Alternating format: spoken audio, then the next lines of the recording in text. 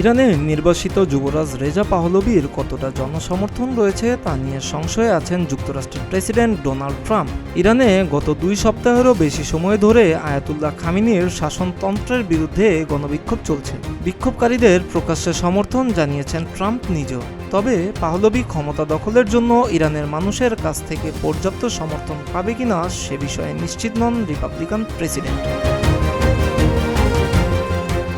ইরানের প্রাক্তন শাসক রেজা পাহলভির ছেলে রেজা পাহলভি 65 বছর বয়সী যুবরাজ বর্তমানে আমেরিকায় থাকেন। 1979 সালে তেহরানে ইসলামী বিপ্লবে তার বাবা ক্ষমতাচ্যুত হওয়ার আগে থেকেই তিনি ইরানের বাইরে রয়েছেন। তবে বর্তমানে ইরানের সর্বোচ্চ ধর্মীয় নেতা আয়াতুল্লাহ আলী খামেনির বিরুদ্ধে বিক্ষোভে অন্যতম কণ্ঠস্বর হয়ে উঠেছেন যুবরাজ পাহলভি। ইরানে পাহলভির ডাকা গণপ্রতিবাদে রাস্তায় নামেন হাজার হাজার মানুষ। চাপের মুখে ইন্টারনেট পরিষেবা বন্ধ করতে বাধ্য হয় খামেনির প্রশাসন। তবে পাহলভিকে একজন ভালো মানুষ বলে মনে করলেও ইরানের অভ্যন্তরে তার কতটা গ্রহণযোগ্যতা রয়েছে তা নিয়ে সংশয় প্রকাশ করেছেন ট্রাম্প।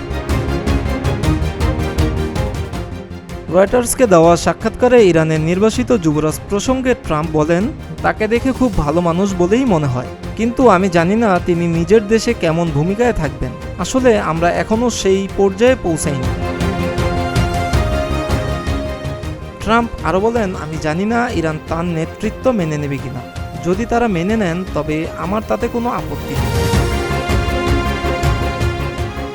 ইরানে খামেনি বিরোধী গণবিক্ষোভে শুরু থেকেই সমর্থন জুগিয়ে আসছেন ট্রাম্প। বারবার প্রকাশ্যে বিক্ষোভকারীদের সমর্থন করেছেন, তাদের সাহায্য পাঠানোর কথা বলেছেন। এমনকি ইরান বিক্ষোভকারীদের মৃত্যুদণ্ড দিলেও তার পরিণাম নিয়ে সাবধান করে দিয়েছেন খামেনিদের। কিন্তু এই অবস্থাতেও পাহলভিকে পূর্ণ সমর্থন জানানো নিয়ে দ্বিধায় রয়েছেন আমেরিকার প্রেসিডেন্ট। ইরানের এই অদ্ভুত পরিস্থিতিতেও গত সপ্তাহেই ট্রাম্প জানিয়েছিলেন পাহলভির সঙ্গে তার দেখা করার কোনো পরিকল্পনা নেই। যদিও পরে এমনটাও শোনা যায় ট্রাম্পের কোনো দূত ইরানের নির্বাসিত যুবরাজের সঙ্গে দেখা করেছিলেন। তবে তাদের মধ্যে কী কথা হয়েছিল তা প্রকাশ্যে আসেনি।